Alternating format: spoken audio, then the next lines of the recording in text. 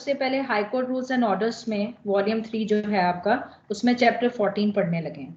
Chapter 14 approvers के हवाले से अगर आप सीआरपीसी में देखें तो इसकी प्रोविजंस आपको मिलेंगी सेक्शन 337 से 339 कैपिटल ए तक, ठीक है।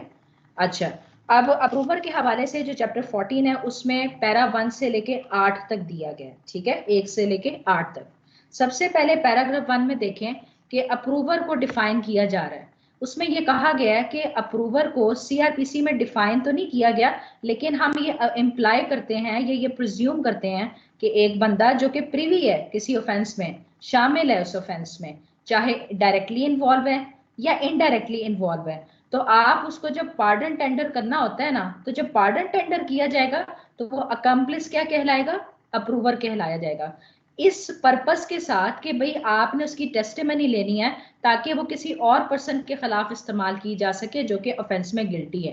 तो जनरल प्रिजम्पशन ये है कि अगर कोई बंदा चाहे प्रिंसिपल के तौर पे इन्वॉल्व है या अबैटर के तौर पे इन्वॉल्व है, लेकिन वो प्रिवी टू दी ऑफेंस है, इसी वजह से हम उसको एक ऑफर करते हैं कि भी हम आपको पार्डन टेंडर कर देंगे अगर आप फुल डिस्क्लोजर दे देंगे, ठीक है। ये 337 की वर्डिंग भी है, 338 में भी यही कहा गया। चले अब हम पैराग्राफ 1 देखते हैं। Definition: the term approver is neither defined not used in the criminal procedure code but is usually applied to persons supposed to be directly or indirectly concerned in or privy to an offense to which to whom a pardon is tendered under section 337 of the code with a view to obtaining his testimony against other person guilty of the offense, ठीक है।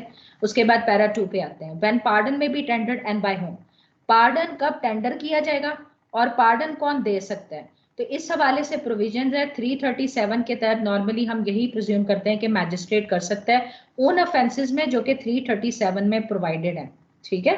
और 338 के तहत high court और court of session आपको pardon tender कर सकता है अगर आप कंप्लेस हैं। तो इस हवाले से सेक्शन 337 की प्रोविजन और 338 की प्रोविजंस आप पढ़ेंगे, ठीक हो गया। बाकी वो फर्दर एलैबोरेटिव आप जब पढ़ेंगे ना 337 में, उसमें चला मैं आपको बता देती हूँ कि ऐसे ऑफेंसेस जो कि exclusively tribal by the high court है, ये कोर्ट ऑफ सेशन है, ये जिसमें 10 साल की पनिशमेंट है या 7 साल की पनिशमेंट है, और कुछ उन्होंने ऑफेंसेस भी बताए हैं 211 216 है। तो ये आप ना ऑफेंसेस उसमें देख लीजिएगा, तो उसमें मैजिस्ट्रेट के भी पार्डन टेंडर करने के हवाले से बताया गया है। तो 337 में ये कहा गया है कि जो प्रोसिक्यूशन का हेड है ना, वो आपको ट्रायल के किसी भी स्टेज के दौरान पार्डन टेंडर कर सकता है, इसके साथ कि इस पर्पस के साथ कि आप पूरा डिस्क्लोजर दे दोगे, ठीक है, ऑफेंस के हवाले से, सही है। अच्छा, उसके बाद हम पैरा 3 पे आते हैं। पैरा 3 में ये कहा गया है कि जब पार्डन टेंडर किया जाएगा ना तो रीजंस भी रिकॉर्ड करनी है, और आपने एक्सटेंड भी बतानी कि किस हद तक आपको पार्डन टेंडर की जाएगी। इस हवाले से आपने इंटेंडेड अप्रूवर को एक्सप्लेन करना है, ठीक हो गया। ये 1 2 3 हो गया। उसके बाद हम पैरा 5 पे आते हैं। पैरा 4